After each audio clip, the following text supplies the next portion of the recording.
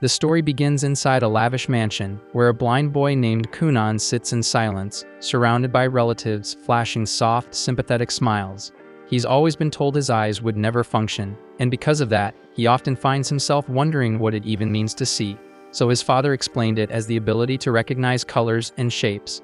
The reason for Kunan's blindness, it turns out, is tied to a strange symbol etched into his eyes, the hero's scar, a mysterious remnant said to have come from the legendary knight Hyster-Hulia. His father told him it wasn't something to be ashamed of, that it was far from ordinary, and that Kunan should wear it with pride, not bow his head in disgrace. But even with those words, he'd still hear the maids whispering when they thought he couldn't, how tragic it was, how deeply they pitied him. And Kunan did hear them, but he just never understood why anyone would feel sorry for someone just for being unable to see. Later that same day, his magic instructor showed up, and a maid carefully led Kunan to the study. On the way there, he asked her if there was even any point in learning magic in the first place, so Iko gently told him it'd be a shame to waste such potential. After all, he was born with a water crest, and that was no small thing. It meant he could wield magic, a rare and valuable gift, so it's something to be proud of. But Kunan still didn't see the use, and even if he masters magic, he'll still need someone to lead him around everywhere he goes. When they reached the study, the teacher introduced herself as Genie and said it'd be an honor to teach him. Not long after, they began the lesson, and to everyone's surprise, Kunan nailed the first spell right off the bat. With just one attempt, he conjured a small sphere of water. Of course, since he couldn't see it, he didn't know what it looked like. Genie explained that he had made a floating ball of water, roughly the size of an eyeball.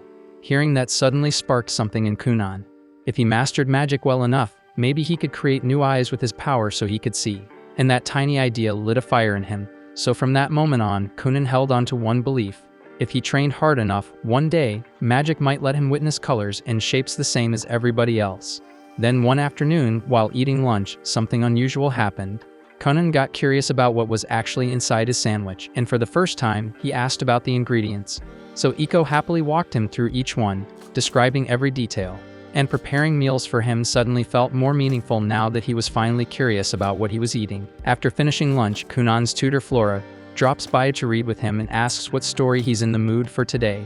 Without hesitation, Kunan says he wants to hear about the legendary knight Hyster-Hulia. Flora pauses, clearly caught off guard because she knows full well that Hyster is the very hero tied to Kunan's blindness. The maid catches her hesitation and flashes her a confident thumbs up, signaling it'll be alright. Flora nods, agreeing to go ahead, but gently asks Kunan to tell her if the story becomes too upsetting. But he assures her it won't be an issue, saying he wants to absorb every piece of knowledge he can, no matter how heavy. As Flora begins recounting the tale, Kunan learns that ages ago, the world's champions clashed in a brutal war against the Demon King. Hyster, hailed as the nation's greatest warrior, managed to strike down the Demon Lord. Though it cost him dearly, he emerged victorious, but with one arm and one leg lost in the fight. Ever since that battle, it's said that some of his descendants are born incomplete, missing limbs, eyes, or other parts of their bodies. So these children are often labeled as the hero reborn or bearers of the hero's scar. But even as he listens, Kunan quietly brushes it off as nonsense. Deep down, he knows this has nothing to do with him. His life isn't some echo of a heroic tale, it's his own. And what truly matters isn't a myth or a legacy, it's what he can accomplish through magic. He doesn't care about some legendary scar. What he cares about is unlocking the full potential of his power. And he's already made up his mind. He'll figure out a way to craft new eyes using magic, no matter what it takes. But the sheer amount of magical training he throws himself into eventually pushes his young body past its limits, and he ends up collapsing from total exhaustion. Iko rushes to his side and hurries him back inside to rest. Once he's had time to recover, Kunan, more determined than ever, realizes he has to step up, both mentally and physically, and passing out from magic overuse just won't cut it for someone chasing a dream this big. So if he wants to wield magic for long stretches without faltering, he needs to toughen up his body as well. Iko suggests he start learning swordsmanship to build endurance and muscle, and also eat more to support his growth. Still, she warns him that everything needs to progress gradually. Piling it all on too fast could do more harm than good. With his mind made up, Kunan dives into his new regimen under the guidance of Master Oro. The training is grueling and leaves him drained, but little by little, Kunan keeps up. The progress is slow, but it's steady, and that's what matters. When it's time for his magic lesson, Ginny arrives at the training field, and Master Oro quietly steps aside to give them space. Ginny approaches and remarks how impressed she is to see him picking up swordplay on top of everything else. Kunan nods, confirming that he's been working at it, explaining that if he's serious about his goal, he's going to need a ridiculous amount of stamina to back it up. Ginny had always seen Kunan as the quiet, brooding type, but today he feels entirely different. There's no trace of that empty look in his eyes. Now there's purpose burning behind them. They get started on their magic session, and Ginny asks him to perform the same spell they practiced last time. Back then, Conan had barely managed to conjure a single water orb, but now, without hesitation, he summons 7 of them at once. Ginny's stunned because she hasn't taught him any new techniques, yet he's managed to leap forward entirely on his own. That same afternoon, Princess Mirika, Kunan's fiancée, is set to visit. The idea of the meeting leaves her uneasy. Kunan's always been too withdrawn for her taste, and while she understands that this marriage is a matter of royal duty, the thought of being tied to someone so emotionally distant leaves her cold. But the moment she steps into the mansion, she notices something's changed. Kunan carries himself differently. He has a spark now, and their conversation flows in a way it never has before. He even shows off his progress in water magic, and to her surprise, she finds it genuinely fascinating. They spend the entire day together, and it turns out to be a surprisingly lovely time. On the carriage ride home, Mirika can't stop herself from blushing, her mind drifting back to the way he spoke, the way he smiled, and for the first time, she actually looks forward to seeing him again. As for Kunan, the encounter leaves him quietly reflecting. He realizes he's been overlooking Mirika all this time, taking her presence for granted. So with fresh resolve, he goes straight to Flora and asks her to teach him how to carry himself like a true gentleman, one worthy of Mirika's hand. That night, Ginny finds herself replaying Kunan's training session in her head.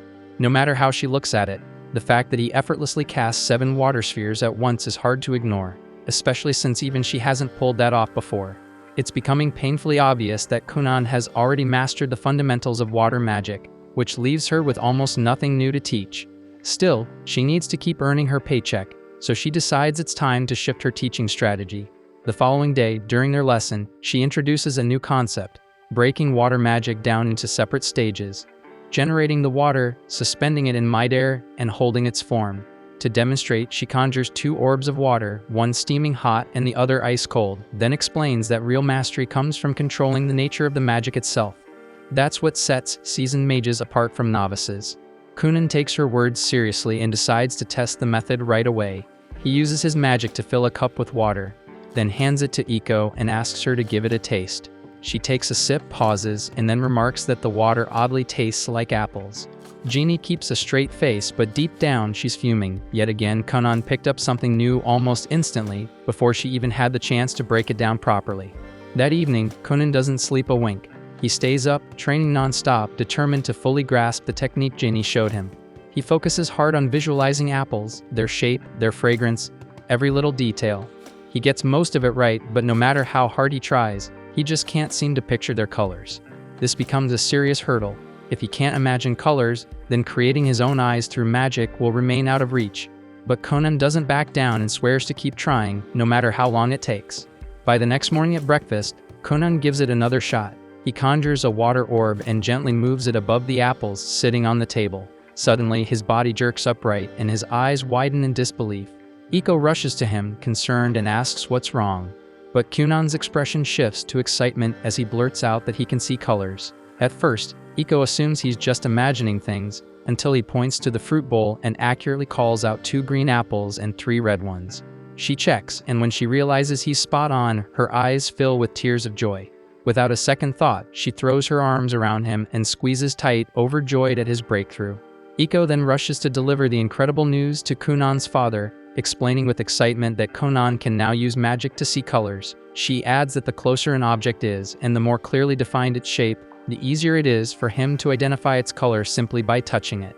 Even more astonishing, she mentions that this ability now lets Kunan read books by tracing the ink on each page and recognizing the color of the letters. Though he hasn't quite learned how to read words just yet, she's confident that it won't be long before he figures that out too. Kunan's father is overjoyed by the update and swells with pride, feeling like his son is finally making real, undeniable progress. The next morning, Kunan decides to surprise Ginny before she arrives by showing off a massive red water orb he created using his magic. He's fully focused, carefully forming the spell, until out of nowhere, his entire family suddenly appears, and the shock completely throws him off. He loses control and the red water explodes in every direction, soaking both himself and Iko from head to toe. The scene leaves him looking like he's been doused in blood, which makes his mother scream in horror and faint. Kunan is left blinking in confusion, wondering what just happened, until Iko calmly explains that blood is red, and seeing her son covered in it probably freaked his mom out a little too much. Kunan's father doesn't waste a second and sternly scolds his son for causing such a scare, and declares that his allowance will be cut off for 2 whole months. Then he turns to Iko and announces that her pay will be slashed for 3 months straight. The moment those words hit her ears, Iko, who lives and breathes for her paycheck, passes out instantly. At the same time, hidden just out of sight behind a nearby bush, Jeannie silently watches the entire scene play out. As she takes it all in, one thought crosses her mind. Kunan is far more gifted than she originally imagined, and at the pace he's growing, she can't help but believe he might one day earn the world's highest magical title, the legendary Cerulean Sorcerer. A few days later, Kunan's father brings up the idea of sending him to school. Hearing that, his older brother Ixio is caught off guard and points out that Kunan's never even set foot outside the estate. Gurion agrees but says that's exactly why he wants him to go, to help his little brother learn how to adapt to the real world. The moment hits Ixio with a flashback from when they were younger, back when he tried to guide Kunan outside to play. Kunan had been nervous, so Ixio offered to hold his hand the whole time. But just as he turned to lead him out, he tripped over the stairs and face-planted. Snapping back to the present, Ixio hides his nerves and assures their father he'll do everything he can to support Kunan. The following morning, Iko watches with amusement as Kunan plays around with a bowl of water. He explains that he enchanted the dish with magic and turned it into a fortune-teller's tool for fun. Iko jumps at the idea and asks him to use it to check if her long-lost youth is still alive. He grins and tells her she's still in her prime. Not done yet, she teases him by asking if he can tell her who her future husband will be. Kunan smirks and says that someone as gorgeous as her will never have a shortage of admirers. Flora watches the two bicker and banter and starts second-guessing whether it was smart to teach Kunan how to joke like that in the first place.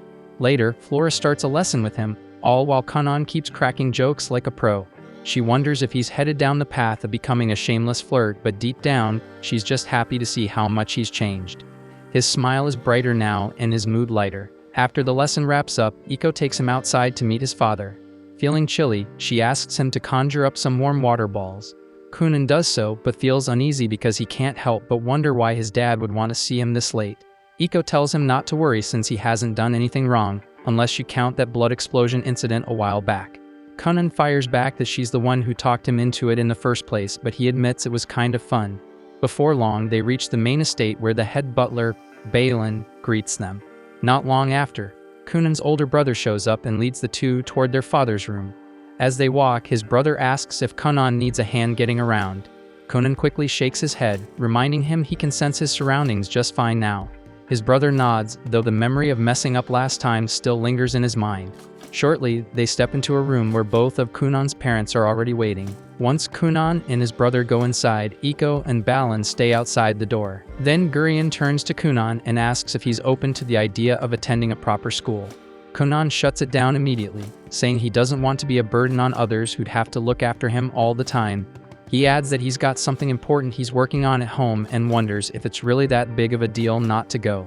Gurion explains that while it's normally mandatory for noble kids to attend school, he managed to get a special exemption from the Emperor so Kunan could stay home due to his condition. Kunan's not thrilled, he suspects favoritism and says as much, but Gurion waves it off and tells him to stay focused. He tries once more to get Kunan to change his mind about staying home, but Kunan dodges the subject and instead asks if he can get his allowance back. That sets Gurion off, and the two of them dive straight into a heated back and forth. Thankfully, his wife steps in and reminds him why they're even having this talk. Regaining his composure, Gurion gets back on track and explains that this is about Mirika. He points out that any noble who skips their duties ends up shunned, and if she marries someone seen as uneducated, the backlash would fall on her too. That hits Kunan harder than expected, and after thinking it over, he finally agrees to give school a shot. Still annoyed by the whole situation, Kunan is at least a little comforted when Gurion clarifies that he doesn't have to attend full-time, just show up for the yearly advancement exams. As long as he shows up 5 times for tests, he'll qualify for graduation, and that bit of news actually lifts Kunan's spirits. Ixio jumps in to remind Kunan that both he and Mirika are upperclassmen, so they'll help him settle in. His mom perks up, excited at the thought of getting her son's uniform ready. She calls Iko, and the two of them head out to get Kunan's measurements, with Ixio trailing after them. Urian stops him just before he can leave, warning that some nobles might give Kunan and Mirika a hard time at school. Ixio takes the hint and assures him he'll keep an eye out and support his brother as best he can. The following morning, Kunan tells Mirika he's decided to enroll. She lights up, clearly happy that they'll get to spend more time together. Kunan admits he's a little nervous about being in a brand new place, so she tells him not to worry, she'll make sure he's taken care of. He thanks her but can't help thinking that they might stir up some drama with her fanboys. When he brings it up, Mirika tries to brush it off like it's nothing, which makes Kunan suspicious. He asks if she's even popular at school, and she quickly sits up straighter, proudly saying that 5 guys have a crush on her. Kunan just sighs, realizing he'd better brace himself for dealing with some jealous punks. Afterward, Kunan slips into his uniform, getting ready for his first day at school. As he steps outside toward the carriage, Iko can't help but gush over how good he looks, and Kunan fires back with a smug joke about his irresistible charm before climbing into the carriage. But right before they set off, he casts a water-based spell to coat the wheels in a soft gel. After saying goodbye to his family, Kunan finally heads off toward the city. While they're on the road, Ixio notices how smoothly the carriage is gliding over the rough ground. Kunan explains that he created the spell to absorb all the bumps, pointing out that no one wants to deal with back pain just from a ride to school. Feeling proud of his handiwork, he wonders if becoming a magical technician might not be a bad career down the line. Ixio then checks in, asking if Kunan's nervous, but Kunan shakes his head, saying he's a lot stronger than he used to be. He thanks Ixio for all the support over the years and apologizes for being a burden when his condition was at its worst. He also tells his brother to let go of the guilt over that accident, saying it's in the past now. Ixio's caught off guard, but Kunan stays firm and says that he's ready to keep moving forward, no matter how rough the road gets. Ixio smiles, seeing just how far his little brother has come from those darker days. But then Kunan suddenly takes it up a notch, boldly claiming that he'll live longer than the whole world just so he can enjoy life to the fullest. Ixio blinks, wondering if this new attitude has Iko's fingerprints all over it. As they approach the school gates, Ixio is once again impressed when Kunan accurately senses the people nearby. Eventually, they arrive at the school entrance, and Kunan steps out of the carriage. Mirika hurries up to greet him, only for Kunan to start gushing about how beautiful she looks. She chuckles and throws his teasing right back at him, leaving Ixio watching in stunned silence. When Mirika turns to guide him inside, Kunan doesn't move right away. She looks back, a little puzzled, but Kunan is focused, listening closely to the dozens of voices echoing inside the building. Though the noise feels a bit overwhelming, for once he feels like he's ready for it. After taking a deep breath, he extends his hand toward Mirika and cheekily asks her to escort him like a dainty maiden. She laughs and agrees, taking his hand with a smile. In a quieter corner of the academy, Kunan's newly assigned tutor Cast kept glancing at the door, wondering why her new student was running late. She knew Kunan was the son of a marquis, and that thought alone made her doubt if someone as green as her was even qualified to teach him. Before she could spiral further, a bunch of girls nearby started squealing over a gorgeous newcomer. While she turned to see what the fuss was about, and her jaw nearly dropped as Kunan casually strolled past with his fiancée clinging to his arm. Snapping out of it, Cast rushed to catch up and introduce herself as his instructor. Kunan, without skipping a beat, greeted her in an overly feminine tone, saying he was just playing the part of a graceful lady.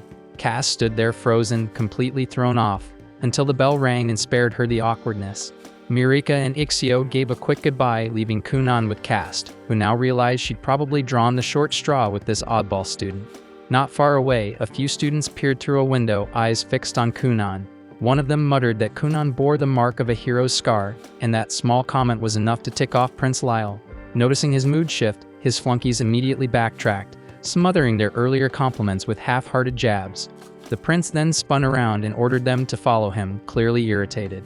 Back with Cast, she prepped a private room for Kunan's advancement exam. She asked if he understood the basics, and he gave a quick nod. She then went on to explain that although students usually had long breaks between exams, Kunan would be allowed to take his early. Kunan looked puzzled, so she added that his father had pulled strings with the king to make it happen. Kunan casually mentioned that his father was actually pretty tight with the king. Still, he couldn't shake off the guilt that his dad had to use favoritism to pave his way. He turned to Cast and apologized for putting pressure on the school because of his status, but she just acted like she didn't hear it. But Kunan didn't stop. He started venting about the messed up politics in noble society. Trying to change the subject, Cast silently handed him the exam sheet. Kunan didn't even glance at it. and just kept trashing his corrupt father until Caste finally snapped and begged him to leave her out of high society's messed up politics. Sometime later, Caste sits down alone with Kunan's exam papers. After all the ranting he'd done about aristocratic nonsense, she figured his answers would be an absolute mess. But the moment she starts reading, her eyes widen in disbelief because he didn't just do well, he aced the entire thing. Meanwhile, Kunan strolls over to the cafeteria to grab lunch with Mirika. But just as they arrive, Prince Lyle and his entourage block their path. Lyle calls out to his sister, and Mirika immediately starts fidgeting with her clothes, clearly nervous. Curious who's trying to stop her, Kunan steps forward and comes face to face with the prince. A few paces behind, Ixio approaches and freezes at the sight of a noble confronting his little brother. Lyle wastes no time and throws a jab at Kunan, mocking him for getting engaged to Mirika despite his disability. Mirika's heart sinks, but she can't bring herself to defy her older brother. Kunan picks up on her silence and without a word decides Lyle needs to be taught a lesson. Before he can act though, Ixio steps in and tries to defuse the situation. But Lyle is already fired up and snaps at him to back off. So Ixio stands there, unsure of what to do. In the meantime, Kunan secretly casts a spell, drawing moisture from the air and nearby drinks, then sends it surging into Lyle's pants. Kunan then casually points at the growing wet patch and blurts out that the prince might want to check his trousers. The crowd around them goes dead silent before a ripple of gasps spreads through the room. Lyle panics and swears he didn't wet himself, but the damage is done, and with a red face he storms off to clean up. Ixio, already suspicious, turns to Kunan and asks if that little trick was his doing. Kunan just shrugs and feigns innocence, pretending he's just as clueless as everyone else. With the drama behind them, the three of them finally sit down for lunch. While munching on his food, Kunan asks who that jerk was, and Mirika quietly tells him that Lyle is her older brother. Kunan feels bad for her, wondering why someone like that would treat his own sister so badly. He looks over at Ixio and thanks him for always being a good brother. Ixio forces a smile, but inside he's freaking out because Kunan just publicly humiliated a member of the royal family. Mirika tries to brush it off and tells him not to stress, but Ixio knows deep down that trouble's coming, and somewhere nearby, Lyle storms through the hallway, seething over what just happened. At the same time, while Kunan and his companions are eating, their conversation drifts back to the events from before. Everyone was still scratching their heads, trying to figure out why Lyle had confronted them so openly without even bothering to hide how hostile he was acting. Mirika was the first to speak up, guessing that Lyle's outburst was probably his way of trying to reassert control over her. She reminded them that Lyle was the 6th prince, while she was only the 9th princess, so by default, she ranked lower than him in the royal pecking order. But with her recent engagement to Kunan, that dynamic had started to shift. Kunan bore the legendary hero's scar and had already made a name for himself as a powerful young sorcerer, which meant her standing among the nobles had skyrocketed, and now that Kunan had formally stepped into high society, it was fair to say that both of them now held a higher status than Lyle. Kunan scratches his head, admitting that all this royal hierarchy talk is way too confusing for him to wrap his head around. Mirika laughs and tells him that none of it really matters. What's important is that she's happy to be with him. That makes Kunan smile, and he says he's glad to hear it. Still, he suggests maybe he should go apologize to Lyle just to avoid unnecessary drama later. But the second he says it, both Mirika and Ixio jump in to shut him down, telling him absolutely not to even consider doing something that's stupid. Time flies by, and soon the day of Kunan's final exam rolls around. Before heading out, he fits in a quick training session with Genie. During the practice, he summons a floating ball of water and then cleanly morphs it into a solid orb of ice, shaped exactly like an apple. Genie raises her eyebrows, clearly impressed, and remarks on how much he's improved in such a short amount of time. That afternoon, Kunan arrives at the academy, mentally prepping himself for the final test. As he takes in the atmosphere, he can't help but feel a little fired up because this place really looks and feels like a proper school now. Professor Cast walks up to him and wishes him luck, though she adds with a grin that he probably won't even need it, considering how sharp his skills are now. Soon after, a group of students gathers and asks Mirika to introduce her fiancé. Taking the hint, Kunan politely steps forward and introduces himself as both Mirika's fiancé and Ixio's younger brother. With a warm smile and respectful tone, he greets the group, saying it's a pleasure to meet them. His words and manners leave a strong impression, and in no time, everyone around him starts to think Kunan might just be the definition of a true gentleman. Meanwhile, Lyle stands off to the side, gazing silently out the window, already plotting his next move. His scheming is cut short when a few students call out to him, telling him to hurry because the final exam's about to start. Lyle scoffs, replying with a smug tone that he'll show up whenever he damn well feels like it. The others, clearly nervous, remind him that the exam is being held all at once, so if he doesn't come now, he's out. He turns to look at their faces and immediately feels his temper spike. Just by the way they're looking at him, he knows they've been talking crap behind his back, too spineless to say it to his face. That realization only pisses him off more. But right before he can unleash anything, Kunan suddenly steps up with a bright smile, grabbing Lyle's hands like they're old friends. Beaming with energy, Kunan cheerfully introduces himself, saying they didn't really get the chance the other day. Caught completely off guard, Lyle yanks his hand back and snaps, asking who the hell gave Kunan permission to speak to him, let alone touch him. Kunan quickly apologizes, but instead of backing off, he just keeps complimenting Lyle with genuine admiration. One praise after another, and before Lyle even realizes it, his face starts turning red. He tries to hold his expression, but the redness gives him away. The other students can't help but crack up, completely shocked to see Lyle flustered like that, as it's a side of him no one expected to see. Moments later, everyone settles into their seats, and the final exam begins. Time passes quickly, and when it's over, Professor Cass steps in front of the class to announce the results. Instead of writing names or numbers, she simply draws a flower on the board, her way of saying everyone passed. The classroom bursts into cheers as students congratulate each other, relieved and overjoyed to have cleared the exam. With everything wrapped up, Kunan hops into his carriage and waves goodbye, telling the others he hopes they'll meet again someday. As soon as he returns to the mansion, he jumps straight back into training with Jeannie. She tells him to make a ball of water and split it into 10 equal parts. Kunan does it effortlessly, then adds that he's been working on something new. With a grin, he transforms one of the water balls into a small bird, and it flaps its wings and takes off into the air. Jenny watches, stunned and speechless. A few seconds pass before she drops to her knees, realizing with a heavy sigh that there's barely anything left she could teach him. Not long after, the two sit down for a quiet tea break. That's when Jeannie finally gathers the courage to be honest with him.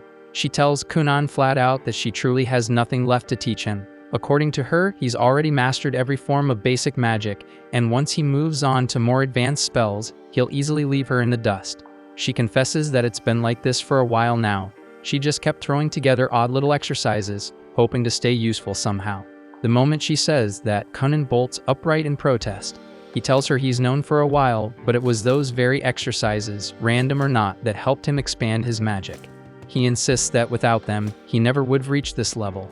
Then he suddenly asks if she's trying to walk away because the pay isn't good enough, and says if that's the problem, he'll just tell his dad to give her a raise. But Jeannie shakes her head, her tone quiet but firm. She tells him it's the opposite. She can't keep accepting such a generous salary when she's no longer earning it. She doesn't want to be paid like a teacher when she doesn't feel like one anymore. She walks over to him and gently places both hands on his shoulders, locking eyes with him as she says she's reached her limit. She repeats it clearly. There's nothing more she can teach him, but Kunan refuses to hear it. He begs her to keep making those exercises, even if they're just smoke and mirrors meant to fool him into thinking he's learning. He says he doesn't care if they're fake. If it helps him grow, then it's more than enough. Still, Jenny doesn't flinch. She meets his eyes and tells him plain and firm that she just can't do it anymore. After saying that, she turns her back to him and walks away.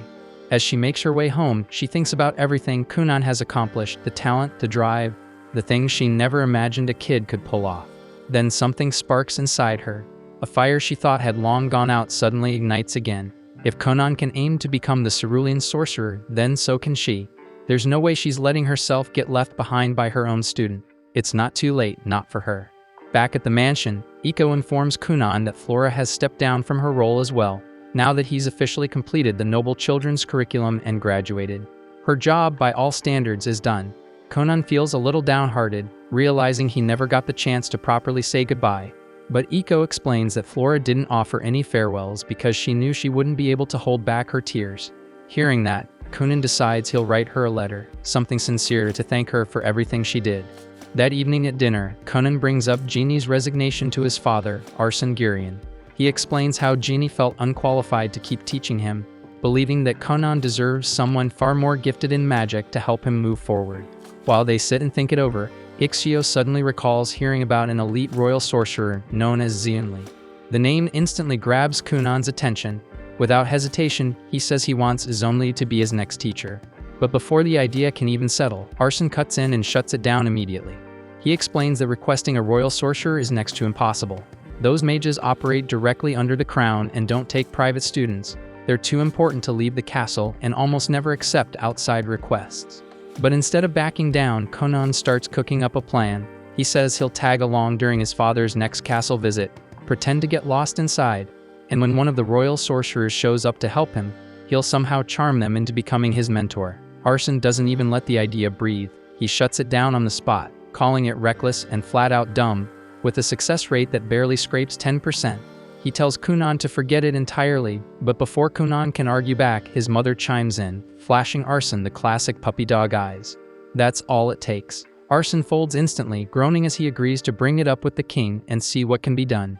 A few days later, a Grand Master within the castle receives Cunan's formal request for royal tutelage. At first glance, the man barely gives it a second thought and is seconds away from tossing it aside. But the moment he notices the name Cunan Gurion, bearer of the hero's scar, he pauses, interest flickering in his eyes. After a few days, Conan finally receives a formal summons from the royal palace to appear before the kingdom's royal sorcerer, so he steps into the carriage with his father, who's clearly pleased with how well things are progressing. Conan casually remarks that the king must really have a strong relationship with his father if a meeting like this got arranged so fast, but his father quickly corrects him that this has nothing to do with old ties. The truth is, the head court sorcerer himself had taken a keen interest in Cunan's abilities and personally requested an audience. His father then asks what kind of spells Cunan can use at this stage, and Cunan immediately begins chanting before forming a small sphere of water, which soon transforms into a black cat that calmly settles on his lap. His father stares in disbelief, saying he never imagined magic could accomplish something like this, and reaches out to pet the tiny cat. He is shocked to find that it does not feel like magic or water at all, but exactly like any ordinary cat he might find wandering outside. Cunan explains that he only recently perfected its appearance, since before that he could only create animals that were completely transparent, though lately he has learned how to freely alter their color. His father happily plays with the cat for a while, prompting Cunan to ask if they should adopt a real one for their home. But like a typical father, he immediately shuts the idea down, insisting that cats would just make a mess around the house and that he would probably trip over one and injure himself. On top of that, he adds that Cunan's mother prefers dogs anyway, so the decision is not really up to him. Before long, they arrive at the capital and are welcomed by a silver-haired girl named Helga, the kingdom's second princess and Mirika's older sister.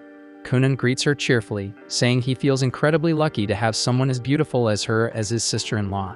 His father briefly wonders if his son might be a bit too smooth for his own good, but decides to worry about that later. Helga smiles and says she has heard many stories about Cunan from her younger sister and would love to talk with him at length. She also notices the cat and asks if it needs any special food, but the moment Cunan's father sets it down on the ground, Cunan cancels the spell, and the cat melts back into nothing more than a small pool of water. Helga quickly realizes that Conan is far more talented than she originally assumed. While his father looks genuinely disappointed about not getting the chance to name the cat, Helga offers to escort Cunan up to the Black Tower, as his father mentions that he plans to speak with the king for a bit before possibly heading home. Cunan tells him not to worry, saying that after visiting the Black Tower, he's thinking about meeting up with Mirika and maybe taking her out somewhere. His father tells him to enjoy himself and promises to have a carriage prepared whenever Cunan decides to return. Helga soon leads Cunan toward the Black Tower and casually asks whether he's fine walking on his own or if he needs any help. Conan says he's completely fine, then immediately starts bombarding her with questions that leave her utterly confused, since every one of them is insanely complex when it comes to magic. She tells him that she can't possibly keep up with such a deep discussion while walking and instead asks if he knows how many children the current king has. Cunan admits he never really thought about it, so Helga explains that the king is an absolute powerhouse who has 7 princes and 10 princesses. She herself is the second princess, while Marika is the 9th. But what makes their kingdom especially unique is that the line of succession doesn't follow the usual rule where the eldest son automatically inherits the throne. Instead, they practice something known as a meritocracy, where every prince and princess is judged based on their abilities, talents, and dedication to their chosen path. Because of this system, even the youngest royal child has the same chance of claiming the throne as the oldest. Helga goes on to explain that she has already stepped away from her own claim by choosing the path of a mage, dedicating herself fully to refining her skills and becoming one of the country's greatest wizards. As they move through the corridors, Conan suddenly feels an inexplicable pull toward a nearby window, where he stares absent-mindedly toward a dark tower in the distance, sensing countless different magical presences coming from it. Not long after, Helga shares something she considers extremely important, warning him that there is a real chance he could be dragged into the succession struggle for no good reason. She advises him not to align himself with any faction until he is absolutely certain of his stance, and cautions him to never say anything that could later be twisted and used against him to damage his reputation. In exchange for all that valuable advice, Kunan decides to return the favor by showing Helga a unique trick of his own. He freezes a thin film of water beneath his shoes, forming a slick layer of ice that lets him glide forward almost like he's skating. Helga instantly falls in love with the idea and excitedly tells him to try it on her too. Kunan quickly casts the spell again, and before long, the two of them are sliding through the corridors like a pair of reckless idiots, laughing as they go, while the guards scramble to chase them down since they can't risk Helga getting hurt. But sadly for the guards, Kunan and Helga are far faster than expected and manage to leave them behind. Their luck doesn't last long though, as a knight spots them and immediately gives pursuit. Kunan asks if they should stop, but Helga is having way too much fun and insists they can probably outrun him. That confidence turns out to be misplaced, as the knight catches up to them and drags them outside into the garden, where they receive a proper scolding. Afterward, they are escorted toward the tower, where Kunan is finally introduced to Rondamund Actard, the kingdom's head sorcerer. Just standing before him makes Kunan feel small, and he realizes just how vast the world truly is. He had thought Helga's magic was impressive, but compared to Rondamund, it feels like she's on an entirely different scale altogether. Rondamund immediately asks if Kunan was born with a water crest, and Kunan confirms it, though he admits he doesn't really understand much about crests in general. Rondamund explains that there are 7 types of crests a mage can possess, each tied to a magical affinity such as fire, water, earth, wind, light, darkness, and foul. On top of that, each crest is ranked from 1 to 5 stars, making Kunan's 2-star crest a fairly common case. Helga adds that she herself is also a 2-star wind mage. Kunan quickly gets it, joking that he can feel the difference immediately, saying that he and Helga are like American processed cheese, while Rondamund is more like an artisanal wheel of aged Parmesan. Rondamund agrees that the comparison works well enough and then reveals that his own crest is actually 4-star. Right after that, he leads them down to the training grounds below and tells Kunan that he plans to test him a little to assess his magical ability. Kunan feels a bit nervous, wondering if passing this test might mean gaining a royal mage as a tutor, but he doesn't get much time to dwell on it, as Rondamund immediately calls over an older student who also serves as a royal mage and instructs him to display his water magic. The mage chants his spell, and in an instant countless droplets of water bloom into the air, forming an intricate, shimmering pattern. Rondamund turns to Kunan and calmly tells him to overpower the boy's magic with his own. Kunan immediately recalls what Genie once explained to him, that his talent isn't limited to creating water, but also extends to manipulating any water already present around him. Up until now, that has never been an issue, but he has never once tried to seize control of water created by another mage. He realizes that Rondamund has casually thrown him into a situation neither he nor Jenny ever considered, forcing him to adapt on the spot. With no time to hesitate, Kunan decides to try anyway and pushes his will toward the silver-haired mage's water. At first, it feels like it might work, but he quickly hits a wall as the droplets begin to resist, firmly held in place by the other mage's magic. Rondamund watches closely, clearly intrigued by what might happen next. Kunan refuses to give up, pouring all his strength and stamina into the attempt to force control. To everyone's shock, Kunan manages to tear 2 of the water spheres away from the seasoned mage before the spell is finally shut down. Kunan collapses to his knees, gasping for breath, while the silver-haired mage honestly admits that he never imagined a mere boy could wrest control of even 2 water spheres from him. He turns to Rondamund and declares that he would gladly take Kunan on as his student, only for the other mages to immediately speak up as well, all expressing their desire to have Kunan as their pupil. Rondamund shuts them down at once, saying he wants to see more of what Kunan can do, and tells Kunan to create something of his own choosing. Kunan immediately shapes his water magic into a trampoline, and without hesitation, Rondamund jumps onto it, bouncing around like he's having the time of his life. The other mages quickly line up, eager to try it themselves, wanting to understand how it works and whether they could replicate it. Rondamund, however, tells Kunan that he wants him to stay the night at the castle so they can further explore the limits of his abilities. Kunan apologizes and explains that he already has plans, since he has a date with Mirika and needs to take her out to dinner that evening. Right then, Helga asks if he can create any other animals with his magic or even humans. Kunan answers that he can do both and immediately forms a human-shaped doll made of water magic, modeled after his maid. It isn't fully perfected yet, so the figure is still slightly translucent, and he hasn't fine-tuned the movements either, which makes it a bit awkward for now.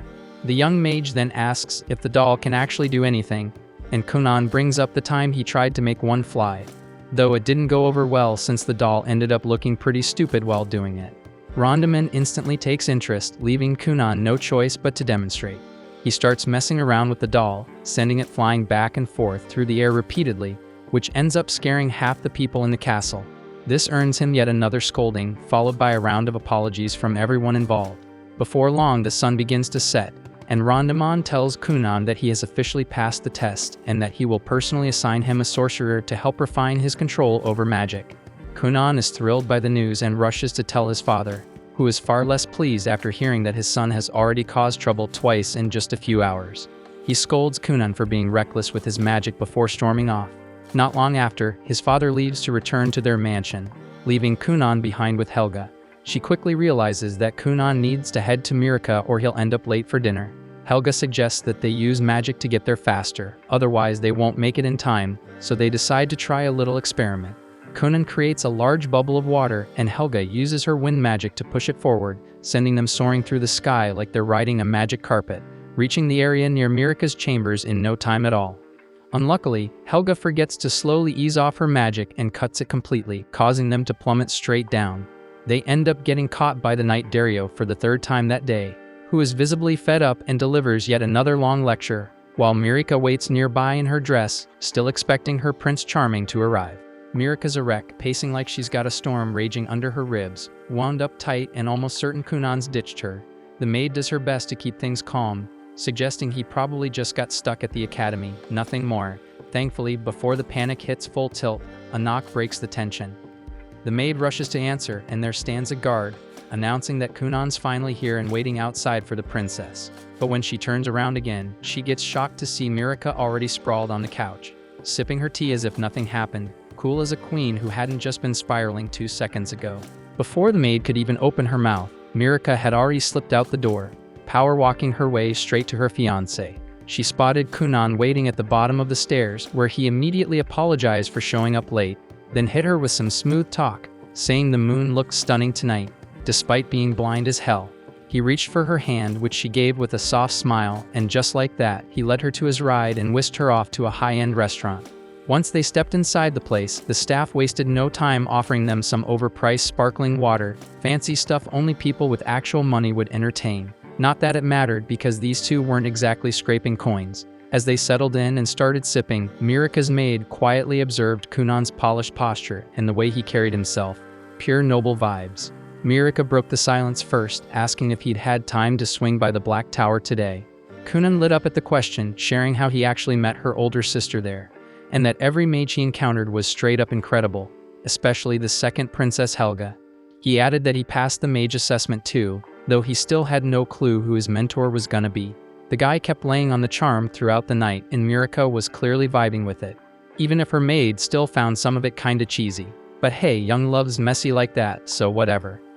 After dinner, Kunan hit her with something bold. He gently held her arm and told her that while this kind of dinner might only happen once in a while for now, but after they got married, he'd make sure every damn night felt just like this. Even the maid, who usually rolled her eyes at this kind of thing, was caught off guard. Maybe those hours spent watching overly dramatic romance clips online weren't such a waste after all, because even she had to admit, Kunan might not be such a cringelord after all.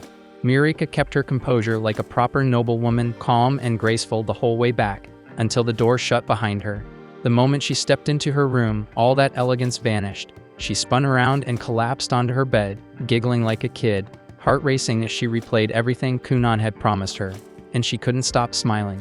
A couple days later, Kunan made it back to his mansion. He was tucked away in his study, busy scribbling down a report when Iko's voice rang out from the yard. She was knee-deep in laundry and called out for a hand. And right away, Kunan raised his hand and whipped up a bubbly storm of enchanted water that blitzed through the grime in seconds. Iko gave him a quick thanks, but Kunan just sighed, saying he was in the middle of wrapping up that report and now it'd be delayed. Iko rolled her eyes and told him to quit being such a shut-in bookworm, but Kunan explained that he needed to get it all down while it was still fresh in his head. Iko shot back that nerds don't get girls, and if he kept hiding from the sun like some cave troll, he was going to end up short and scrawny. Kunan paused as the brutal truth hit him that girls really do go for tall guys. But Iko leaned in with a teasing smirk and said she'd still pick him as long as he was packing heat where it counts. They ended up chilling under the shade of some drying linens, and Kunan casually asked if a reply had come from the Black Tower yet. It was still radio silence, and it looked like they hadn't picked his tutor. But just a few days later, like magic, a letter showed up. To his surprise, the letter revealed that none other than Zunli, the devilishly charming archmage himself, had been assigned as Kunan's mentor. Kunan wasn't sure what to think. He'd only ever heard stories about the guy from his mother.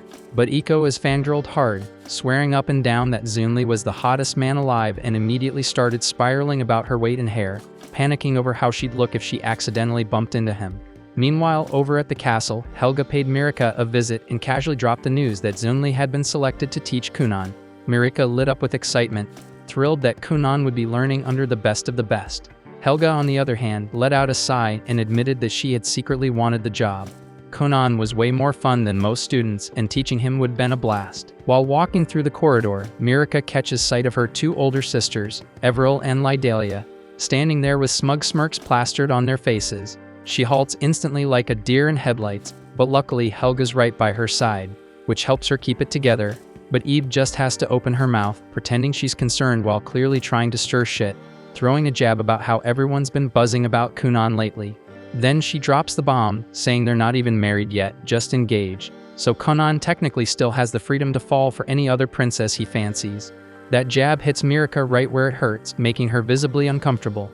But Helga doesn't let it slide, and she claps back without hesitation, calling both sisters washed-up F-tier nobodies, saying even if Kunan had working eyes, he still wouldn't waste a glance on them. That shuts them up real quick, their cheeks burning red with rage before they storm off, snapping that Helga should stop acting like a thug and try acting like a proper princess for once, especially since she's already been written up by a knight 3 times. Back at Kunan's estate, he's sipping on tea with Iko, his mind drifting as he tries to picture what his new teacher might be like. Meanwhile, Iko's off in her own world, blushing hard just thinking about Zunli and how she'll finally get to see him in person. Out of nowhere, a carriage pulls up outside. Mirika steps out first, catching Kunan completely off guard with her surprise visit, but he doesn't waste a second before turning on the charm, laying it on thick about how he needs mental prep to handle being near someone so beautiful. What he doesn't realize is that Zunli is still sitting inside the carriage, silently listening to every cringeworthy line, wondering what kind of mess he just got himself dragged into. Kunan, of course, is still going off, even making weird comments about how Mirika probably changed her soap. Eventually, Zunli's had enough and steps out of the carriage. Kunan freezes and instantly picks up on the overwhelming shift in presence and knows without a doubt that this man is Zunli. Iko, meanwhile, is having a silent meltdown, but Kunan's too focused on the pressure rolling off Zunli like a storm cloud. His magical aura alone is enough to rattle anyone, and Kunan instantly knows that this guy isn't just strong. He's on a whole different level, leagues beyond any mage Kunan met at the Black Tower, and he might even be stronger than the Grand Master himself. Mirika notices the look on Kunan's face and asks him if something's wrong, but he brushes her off and steps forward to greet Zunli, introducing himself properly. Zunli casually shrugs and says he couldn't care less, making it clear he has zero patience for bratty kids. Iko, meanwhile, is baffled how a mage can be this damn rude. Yet somehow that bookworm brain of hers finds it kinda attractive. Zunli doesn't sugarcoat it. He flat out says he never asked for this babysitting gig and that the Grand Master basically dumped it on him. Kunan, unfazed, just shrugs it off and says they're all stuck playing along with the rules of politics and seniority, so what choice do they have? Dario takes that moment to introduce himself properly as Mirika's personal guard, while Kunan gives him a quick apology for all the chaos he stirred up earlier. They eventually gather for some tea, but Zunli's clearly not thrilled, especially with how Mirika and Kunan keep tossing flirty remarks back and forth. Their back and forth gets so cheesy, he finally cuts in, tells them to cool it, and reminds them he's here to talk magic, not listen to some corny teen drama. With a smirk, he decides to mess with Kunan a bit and throws out a question and asks if the kid knows anything about compound magic. Kunan calmly answers that it's an advanced technique where the caster merges multiple spells into one. Zunli then pushes further, wanting to know how many spells he can juggle at once. But the answer that comes next catches him way off guard. Kunan tells him he can pull off 31 spells at once and sometimes push it to 32, though he admits it gets shaky there. Zunli actually perks up at that and admits even he can't go beyond 50 spells, which blows Kunan's mind since he didn't think anyone could hit that number. Zunli asks him how the hell he broke through the 20-spell ceiling. Most people hit a wall there. Kunan just shrugs again and says he stacked a bunch of spells together like building blocks, one on top of the other. Zunli can't help but be impressed because he didn't expect someone to figure out that kind of technique on their own. It suddenly makes sense why so many other mages were pissed that he got the chance to tutor Kunan while they were left out, even though they were the ones who welcomed him to the Black Tower. Back then, Zunli didn't get what the fuss was about. Sure, they said Kunan was promising, but even they probably didn't realize just how much of a freakishly rare talent he really is. Zunli finally starts giving a damn and stands up from his chair, telling Kunan to prove he's not all bark and no bite because he's not about to waste his time on a kid who can't back up his big talk. Then, without blinking, he tells Kunan to grovel and beg him to become his tutor. Mirika instantly thinks there's no way in hell Kunan would ever lower himself like that, only to be proven hilariously wrong as Kunan folds instantly, calling Zunli the greatest sorcerer alive, going on about how amazing he smells, and even joking that a straight guy like him could totally fall for a dangerously hot mage like Zunli. Zunli, creeped the hell out, tells him to cool it and zip it before things get any weirder. Then, to test the little freak, he raises his hand and casts a spell, and suddenly a thick wall of dirt rises up from the ground. He tells Kunan to destroy it if he can, using whatever tricks he's got. But just before Kunan makes a move, Zunli casually throws in a request and says he wants to try out that waterbed he keeps hearing about. Without missing a beat, Kunan casts a spell and summons a floating bed made of water. Zunli says he'll supervise from there, takes a seat, and the moment he touches it, his eyes go wide. Before he knows it, the man gets sucked into a dreamy nap, knocked out cold by the ridiculous softness. While Zunli's passed out in waterbed heaven, Kunan checks out the wall and immediately senses what's going on. The thing looks basic, but there's a thick layer of powerful enchantments underneath, making it damn near unbreakable. Turns out Zunli had stacked more than 40 layers of magic on top of each other. But Kunan doesn't panic. Instead, he calmly sits down next to the princess and pours her a cup of tea. He figures they'll just chill until the guy wakes up, only then will he bother breaking it. 2 hours crawl by before Zunli finally wakes up. Rubbing his eyes as the sun dips below the horizon, he looks around, sees his wall still standing, and asks if Kunan gave up. Kunan just sips his tea and tells him he was waiting. And now that he's awake, it's time. The boy walks up to the wall and uses a spell, releasing a stream of soapy water that gently eats away at the dirt. Slowly but surely, the wall melts down. Zunli watches, grinning, realizing Kunan didn't try to brute force it like most idiots would. Instead, he picked the clever route, and that moment seals it. Zunli officially takes him in as a student and tells him to be ready. Starting tomorrow, they'll be diving headfirst into every experiment he's got lined up. The next morning, Zunli rolls in once again with Princess Mirika at his side, loudly declaring Kunan the luckiest kid in the entire kingdom for having the privilege of studying under its most elite mage. Kunan, already a pro at shameless flattery, doesn't miss a beat, throwing himself into it and gushing that he's clearly the luckiest guy alive to be taught by the most outrageously handsome man in the whole empire. Zunli smirks, clearly eating it up, but warns that today's session isn't going to be a cakewalk, so Kunan better not expect any special treatment. Kunan throws himself into a full-on soap opera performance, clutching his head dramatically and whining that if Zunli went easy on him, he'd assume the love was gone. Zunli gives him a side-eye, slightly creeped out by the clingy little weirdo, tells him to chill the hell out, and drags him inside. But the second they step into the room, Kunan's buzz crashes. Turns out, today's lesson is just copying Zunli's chicken scratch memos into clean, legible documents. Kunan instantly realizes what's happening. Zunli's just dumping his paperwork on him out of sheer laziness. Kunan was all hyped to dive into cool new spells, and now he's stuck playing secretary. Still, he knows there's no getting out of it, so he sucks it up and agrees. Zunli then waves the rest of the gang off, claiming the papers are top-secret national intel that only he's allowed to see.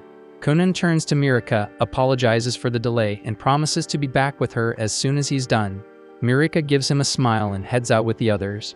Once they're gone, Zunli casually tells Kunan to recreate that waterbed he whipped up yesterday. Kunan casts the spell with ease, forming a soft, warm water mattress. Without a word, Zunli flops onto it and knocks out instantly, snoring like he's clocked out from life, and Kunan sighs and gets to work. Meanwhile, outside in the gazebo, Mirika pulls Iko aside and quietly confides that she's been secretly training with a sword the past few days but swears her to keep Kunan in the dark. Iko's taken aback since it's pretty rare for a princess to pick up swordsmanship, but she nods and agrees to stay silent. Shortly after, Mirika suits up, grabs her wooden sword, and steps out onto the practice grounds to spar with Dario.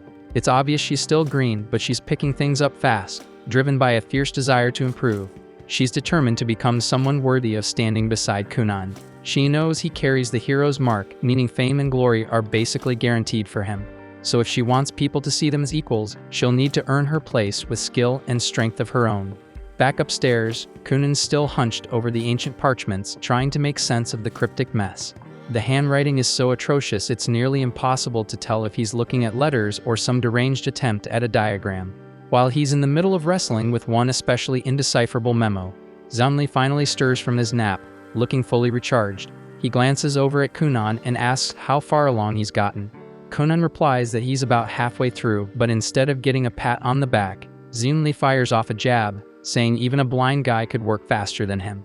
Kunan fires right back, saying anyone would go blind trying to read that garbage. He says Zunli's handwriting is so bad even a mud-covered worm smeared across the page would look more legible.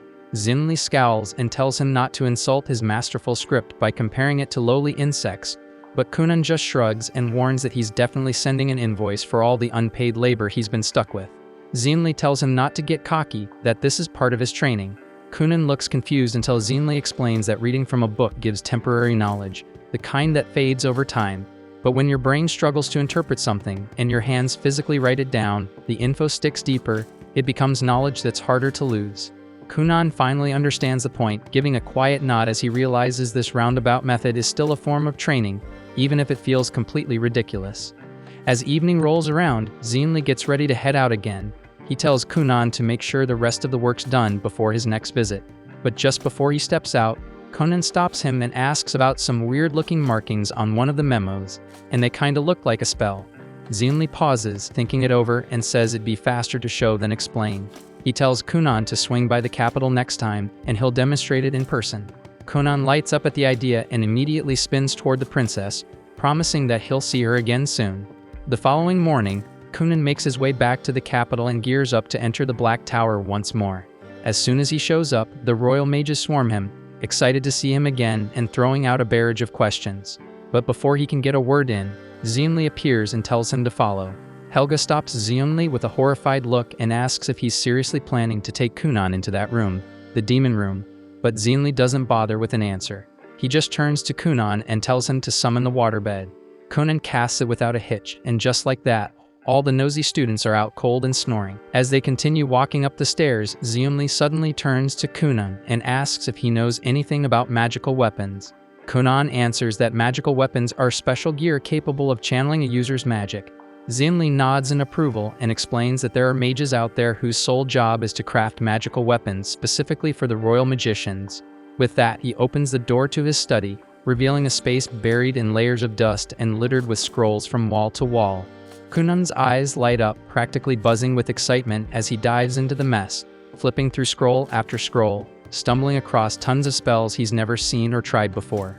As he digs deeper into the pile, he finds a rare magic book, one that's only handed out to elite royal mages, and proudly announces that he's about to pull some good old-fashioned nepotism to get his hands on it. He spins around, grinning, and tells Zunli that he wants to stay here forever. Zunli chuckles and tells him he doesn't need to live there because one day, the whole place could be his if he wants it.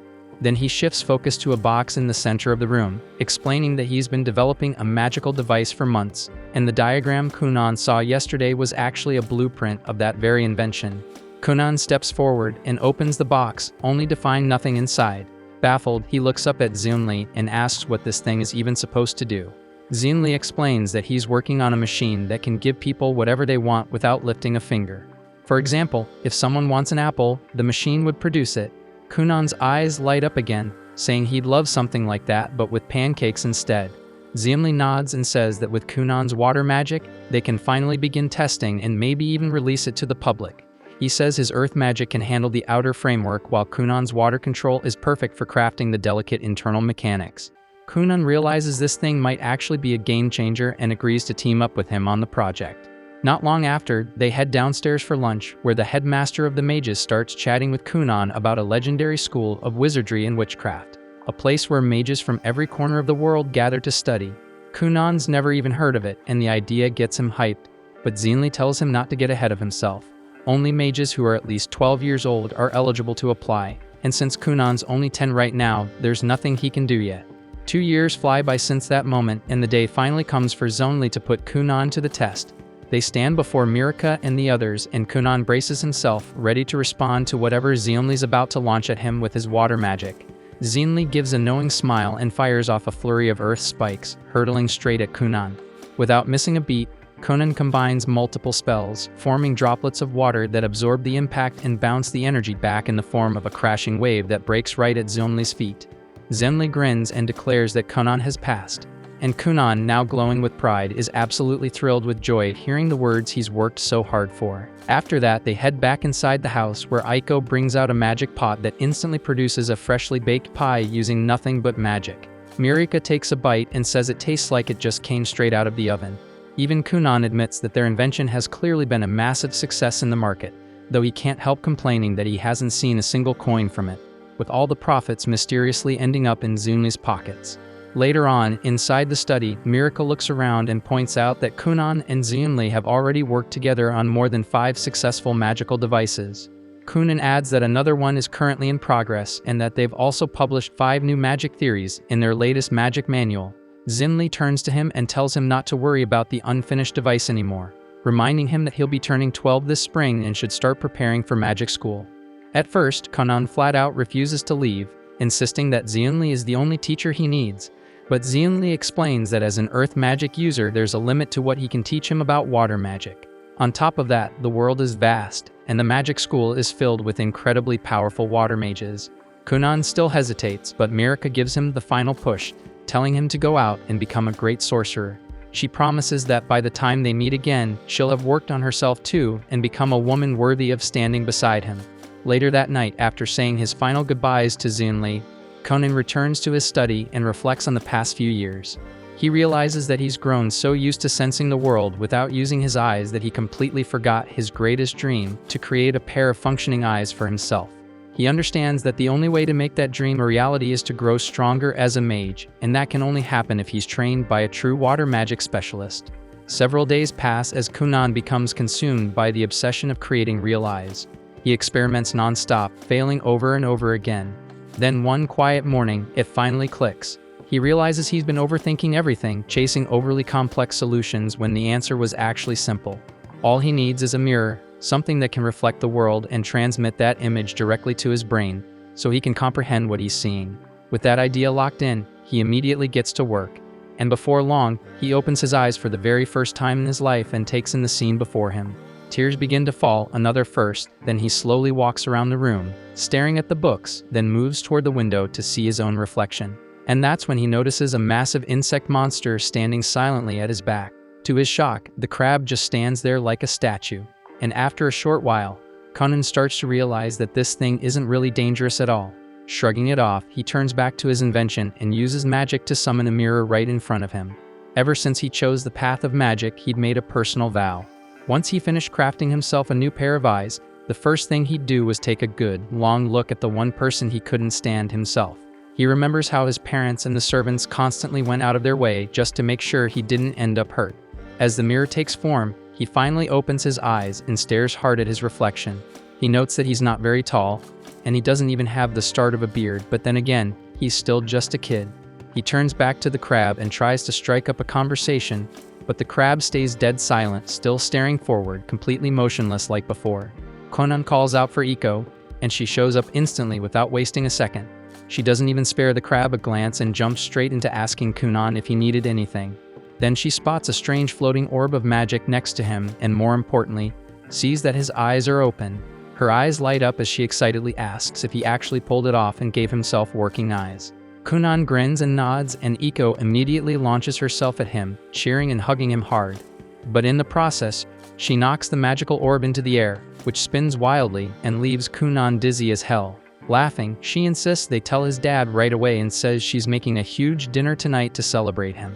Kunan looks back at the crab again, still staring with that same blank face, and briefly considers asking Iko to toss it in the pot and serve it up for dinner.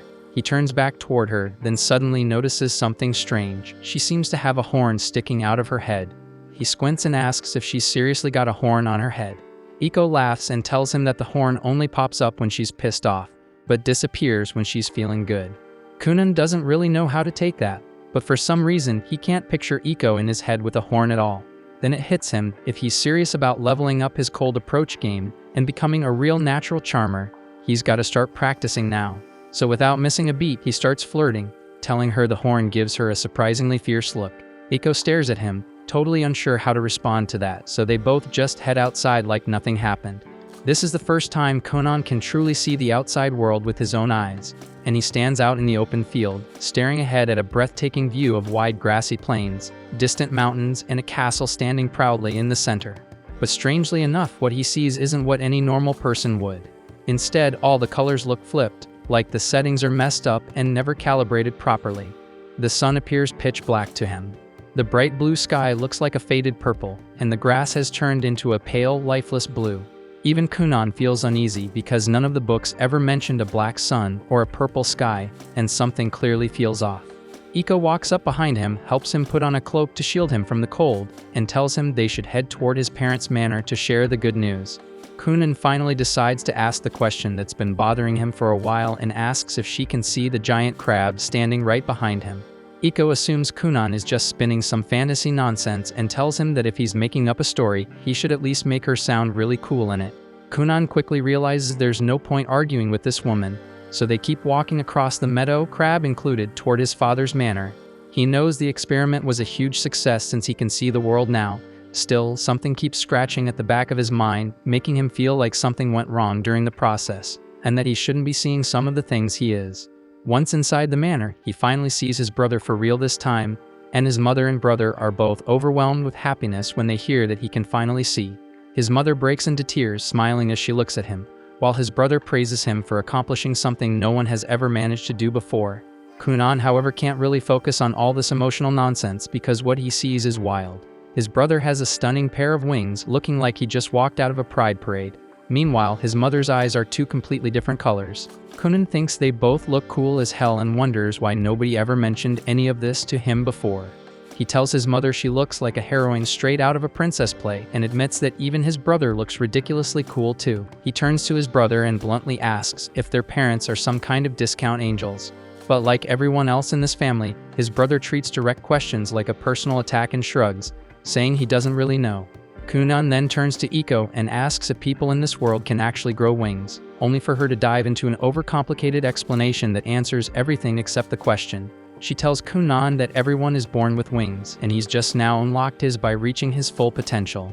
At that moment, Kunan realizes he's completely surrounded by lunatics. He decides that the crab, the horn, the weird eyes, and the random feathers are all hallucinations, stuff only he can see, which clearly means something's messed up.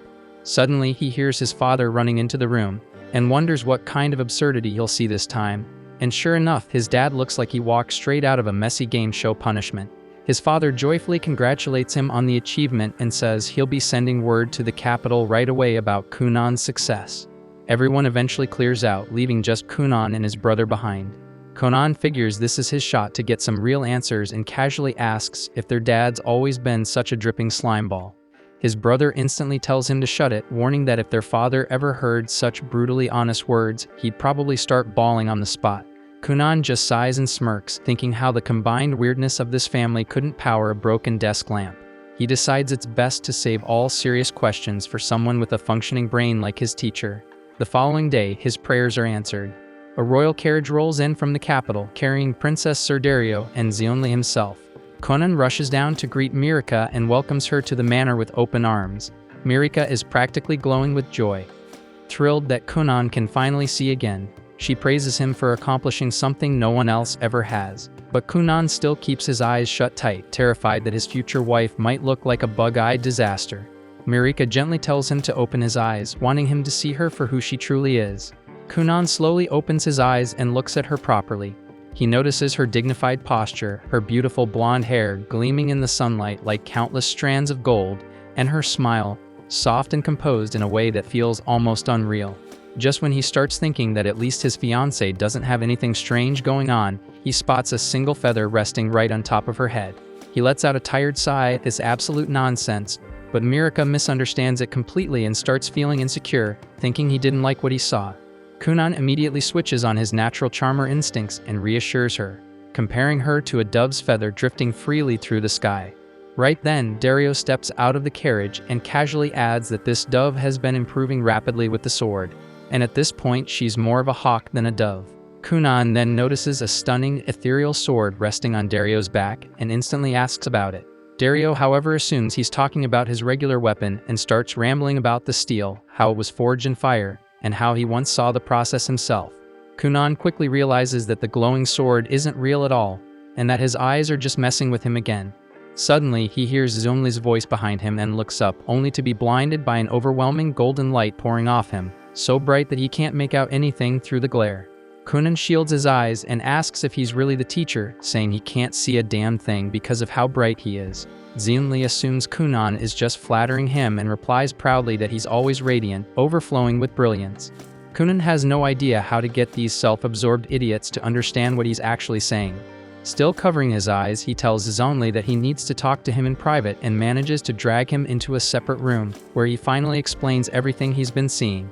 Zunli just bursts out laughing at how ridiculous it sounds, unable to believe that Kunan sees Mirika as a girl with a random quill sticking out of her head. Kunan snaps back, telling him not to brush this off because he definitely doesn't want to marry Mirika while he's stuck walking around with a giant crab at his side and his future wife has a feather on her head for no reason at all. Zunli starts thinking about why Kunan's seeing the world in colors that don't match reality. After a moment, he narrows it down to two possible explanations. 1. Kunan might have unlocked the ability to perceive the shape of a person's soul, which would mean that the crab is a direct manifestation of his own. And the second is that Kunan could be dealing with a serious case of magic sickness, which is messing with his vision and making him hallucinate. Zunli recalls a time when he passed through a forest so saturated with magical energy that it made him violently ill. He felt drunk, disoriented, and started seeing bizarre creatures floating around him.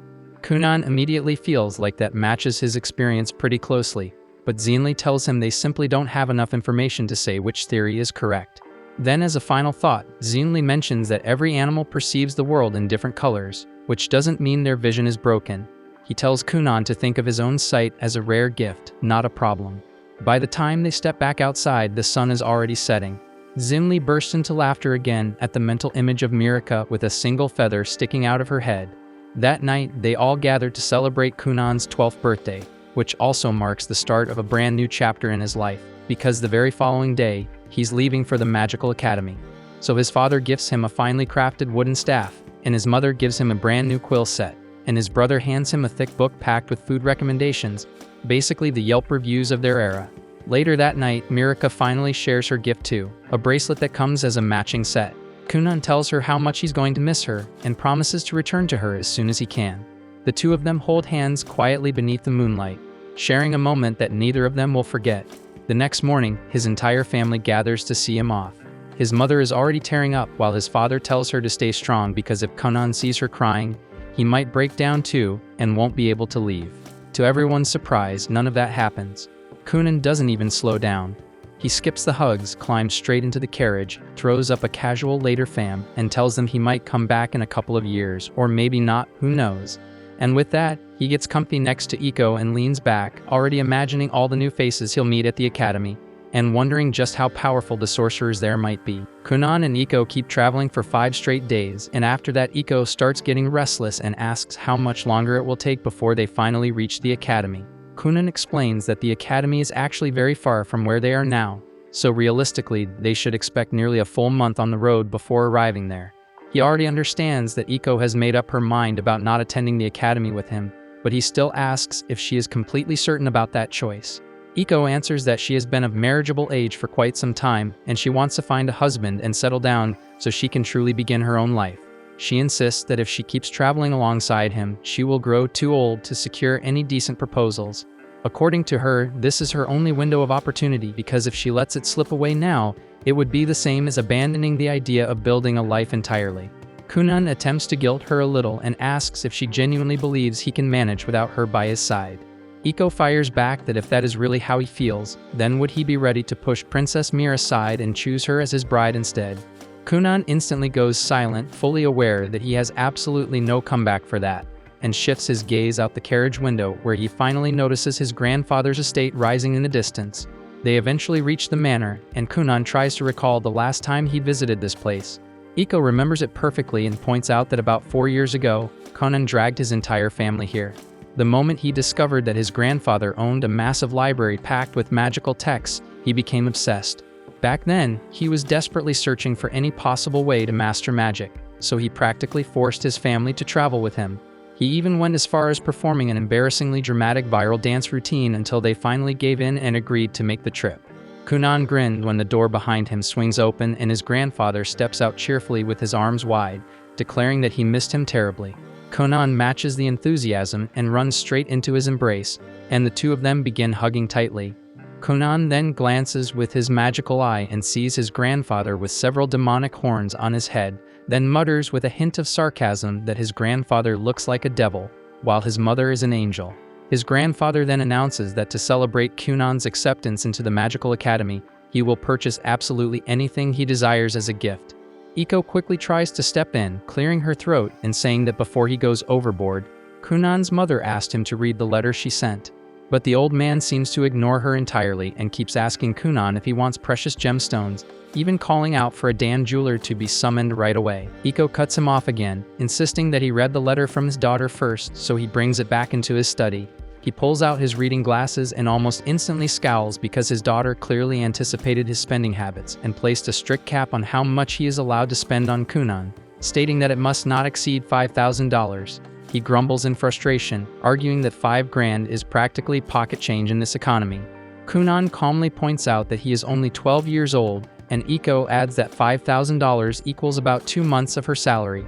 The grandfather, however, is still determined to buy something extravagant, whispering to Kunan that it would not hurt if they simply kept it a secret from his mother.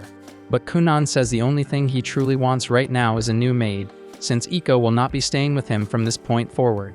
His grandfather promptly introduces the replacement maid Rinko, who turns out to be Iko's younger sister and also has a horn on her head. She greets Kunan politely and explains that she accepted the position because her sister recommended it and the pay is decent enough. She mentions that she is saving money for her upcoming wedding and already has a fiancé, so she is not interested in any funny business. Kunan reassures her that she has nothing to worry about, since he himself is engaged to a lovely fiancé, and says they should value their partners above everything else. Rinko nods, adding that she and her fiancé plan to open their own shop someday, so she is putting money aside for that dream too. Not long after, the maids begin setting up the dinner table. Rinko admits that she expected a spoiled, arrogant kid because he supposedly bears the hero's scar, but Kunan actually seems surprisingly laid back. Iko explains that Kunan usually gets so absorbed in his magic that he sometimes forgets to eat entirely, so Rinko should keep some sandwiches ready for him to snack on while he works. That comment brings back a flood of memories for Iko about everything she has experienced with him. When Kunan's father first hired her specifically to look after his eccentric son, she did not quite know what to expect. But over time, she grew genuinely attached to him, and they went through countless ups and downs together. She recalls the first day he put on his school uniform, and the first time he managed to see her with his own eyes. The memories make her chest tighten, and she turns to Rinko, telling her that no matter how famous Kunan might be, he is still just a kid. That means he tends to trust people too easily, so it will now be Rinko's responsibility to protect him from any kind of danger, no matter what form it takes. Rinko says that Kunan has a naturally charming vibe and knows exactly how to flatter a woman, which basically makes him a walking magnet for every girl at the academy. With that kind of smooth talk, there is a real chance he could turn into a full-blown heartbreaker. Iko cannot even handle the idea and snaps at her sister to cut it out, insisting that Kunan is a literal angel and would never stoop to something like that. The following day, Kunan finishes packing his things and prepares to leave when Iko steps into his room to inform him that the carriage is set and waiting. He thanks her sincerely for everything she has done for him up to this point, saying he would never have grown into who he is today without her support. He mentions that it might be several years before they meet again, and Iko tells him not to stress because she will be waiting and will probably be married by then, maybe even holding her own child. They share a tight embrace, and afterward Kunan climbs into the carriage with Rinko. His grandfather desperately asks him to stay and secretly live at the manor instead. But Kunan ignores the plea and signals the driver to move, leaving both his grandfather and Iko behind. On the road, Kunan turns to Rinko and asks if she is truly fine leaving her fiancé for so many years, since it could be a long time before they reunite. Rinko assures him that it is not a problem because they already discussed it thoroughly, Since they are saving up for the business they want to start, the money is necessary. Kunan becomes curious and asks what kind of shop they plan to open. Rinko answers that they decided on a restaurant because she genuinely enjoys cooking, and if the place ever flops, maybe they'll end up on a reality cooking show and earn the privilege of being roasted by a world-famous chef. As the days pass, they gradually approach their destination until they finally cross into the kingdom of Durashik, famous for its deep connection to magic. They stroll through the streets, and Rinko quickly notices that nearly everything in town revolves around magic. While passing by a shop, Kunan spots several fascinating magic books displayed in the window and immediately steps inside to check them out. He is blown away by the variety available, but Rinko wonders what makes them so special when his grandfather already owns a massive library with thousands of volumes. Kunan explains that he has already finished every book in his grandfather's collection, and while there were not that many focused purely on magic, this shop specializes entirely in magical tomes, many of which are exceptionally rare. Rinko then questions if he plans to purchase anything, but Kunan tells her they would need to drop an insane amount of money for that. Rinko sneaks a look at the price tag on one book and nearly chokes when she sees that a single volume can cost up to $5 million. She says she could work several lifetimes and still not make that kind of cash, and that even a quarter of that amount would be enough to launch her restaurant and a few extra branches on top of it. Kunan just laughs and explains that these magical tomes are completely unique, which is exactly why owning even one costs a ridiculous fortune. Just before they step out, a woman wearing glasses approaches them and asks Kunan if he is a magician studying at the academy. Kunan gives her a polite smile and says he is only an applicant for now. The woman looks intrigued and asks him to demonstrate what kind of magic he can perform. Kunan decides to show off a little and conjures a tiny cat with his magic. The move lands perfectly because she instantly scoops the cat up and starts cuddling it, saying it is one of the most adorable things she has ever seen. Kunan asks if she is a magician too, but she replies that she was not blessed with enough talent for it. Still, she adores magic, so she chose to work in this field anyway. She adds that this year in Durashik will be especially intense because the saint from the Holy Kingdom is enrolling at the academy as well. Then she brings out a book claiming it is a first edition written by the legendary sorcerer Zionli, and says she is willing to sell it to him at a generous discount. But Kunan politely refuses and walks out with Rinko. She questions why he turned down such a good deal, but Kunan calmly answers that the book was most likely a copy he personally produced back when he was collaborating with Zunli himself. Afterward, they step into another shop that sells every kind of clothing imaginable. Rinko begins trying on different outfits while Kunan runs his hands over the fabrics, carefully feeling the textures. He asks the shopkeeper what creature the fur came from, and the man answers that it was taken from a dark fox. Kunan pauses for a second, then casually creates a dark fox right there in front of him.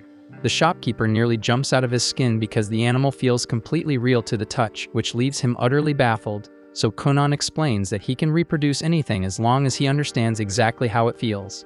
The shopkeeper's mind starts wandering, and he awkwardly asks if Kunan could make a woman for him too. That comment sets Rinko off, and she snaps at the desperate guy to control himself, flat out calling him an insult before storming out of the store. They leave the small town behind and head toward the capital of Durashik.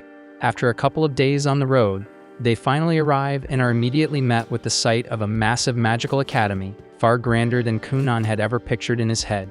Rinko asks how they are supposed to handle living arrangements, and Kunan tells her to relax because they will simply apply for a dorm room where she can stay with him. But once they step inside, their optimism gets crushed when the receptionist informs them that every dorm is already fully occupied, and that he should have submitted a request much earlier if he wanted a spot. Unsure what to do next, they walk back out, and Rinko suggests they might as well check into a hotel instead. Kunan shakes his head, pointing out that they are expected to remain here for several years, and living in a hotel for that long would drain their finances fast. He considers finding a place to rent instead. Just then, the receptionist comes after them and hands over a stack of flyers listing local real estate agents who can show properties nearby. Kunan's eyes instantly brighten at the thought of renting an entire house for just the two of them and living independently, similar to how he once did back in his homeland. That same day, they managed to secure a beautiful house located close to the academy. The following day, they return to the academy for the entrance exam, but the receptionist informs Rinko that she is not permitted beyond this point since only students and staff can enter. Rinko even attempts to slip her a bribe, but that tactic gets her nowhere. So she waits outside while the receptionist, whose name is Laubella, escorts Kunan down a hallway and out onto a wide grassy field where 3 other candidates are already standing, ready for their evaluation. Thanks for watching. If you enjoyed the recap and are excited for the next episode, make sure to like, subscribe, and hit that notification bell so you don't miss our daily recaps.